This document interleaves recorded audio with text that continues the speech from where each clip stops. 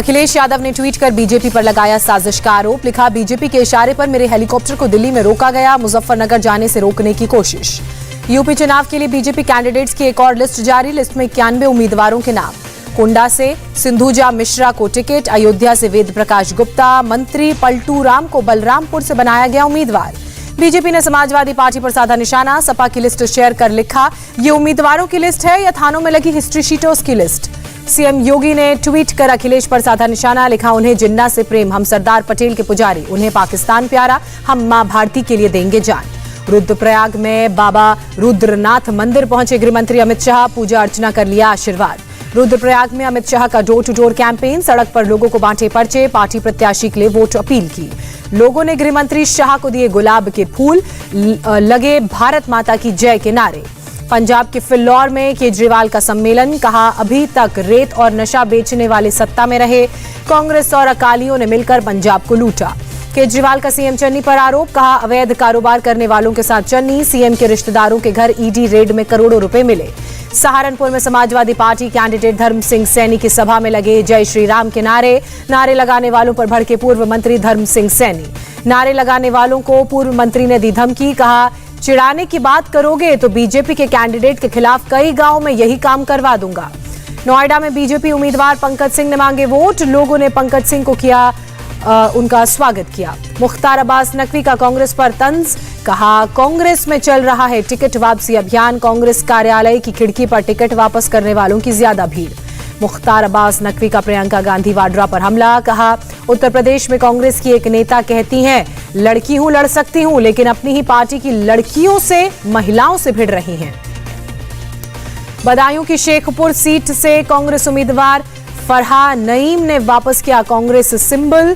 चुनाव न लड़ने का किया ऐलान। कांग्रेस जिलाध्यक्ष पर उत्पीड़न का लगाया आरोप।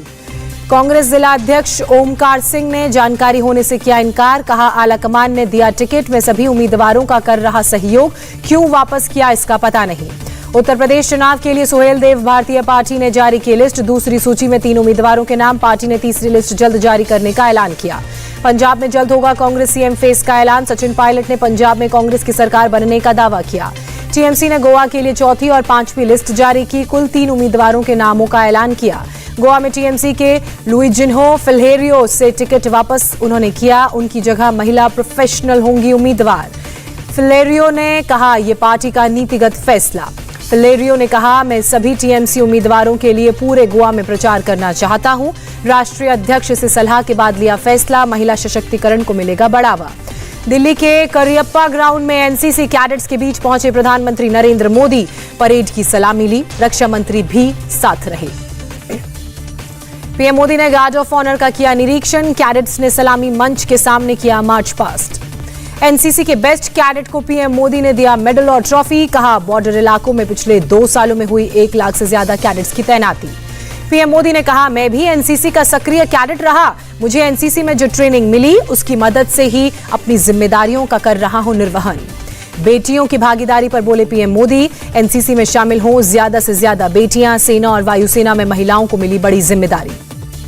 लोकसभा स्पीकर ओम बिरला पहुंचे संसद भवन। बजट सत्र की तैयारियों का लिया जायजा।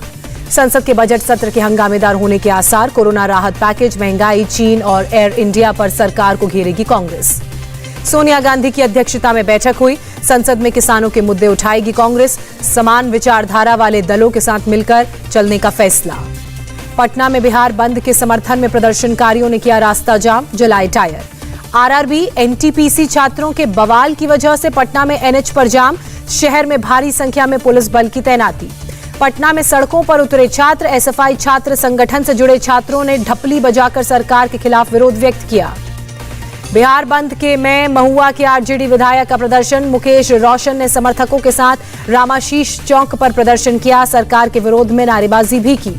पप्पू यादव की पार्टी के कार्यकर्ताओं ने प्रदर्शन किया। कार्यकर्ताओं ने कॉलेज गेट के पास टायर जलाया। दिल्ली में रेल भवन के बाहर कांग्रेस के छात्र संगठनों का हल्ला बोल। रेल भर्ती में धांधलेबाजी पर एआईएसए ने खोला मोर्चा। महाराष्ट्र में बीजेपी के निलंबित विधायकों को सुप्रीम कोर्ट से बड़ी राहत। कोर्ट ने रद्द किया 12 बीजेपी विधायकों का सस्पेंशन। कहा, यह फैसला असंवैधानिक।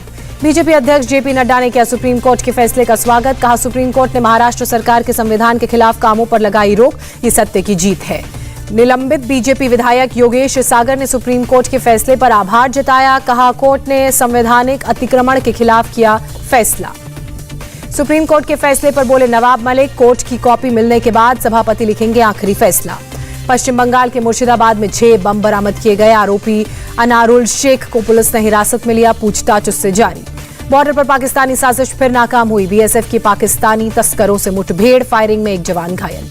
बड़ी मात्रा में तस्करी का सामान बरामद किया। 54 पैकेट हेरोइन, अफीम जब्त। भारी संख्या में हथियार और मैगजीन भी बरामद। इंट्रानेशनल बूस्टर डोज का होगा ट्रायल। डीसीजीआई ने भारतीय बायोटेक को दी मंजूरी। देश भर में जल्द खुल सकते हैं स्कूल, केंद्र सरकार जारी कर सकती है एडवाइजरी। देश में धीमी पड़ी कोरोना की सुपर रफ्तार। एक दिन में 2,51,000 नए पॉजिटिव केस, 627 संक्रमितों ने दम तोड़ा। रणजी ट्रॉफी पर बीसीसीआई का फैसला, 2 चरणों में होगा रणजी ट्रॉफी का आयोजन। बीसीसीआई सेक्रेटरी जय शाह ने ऐलान किया। जय शाह ने कहा, पहले फेज में खेले जाएंगे सभी लीग मैच। जून में होंगे दूसरे फेज के नॉकआउट मुकाबले। डायरेक्ट टू होम सर्विस देने वाली टाटा स्काई का बदला गया नाम, अब टाटा प्ले के नाम से मिलेगी सर्विसेज। टाटा प्ले के बिजनेस में अब डीटीएच सर्विस के अलावा फाइबर टू होम, ब्रॉडबैंड और बिंज भी शामिल। 14 ओटीटी सर्विस भी ऑफर कर रही है कंपनी।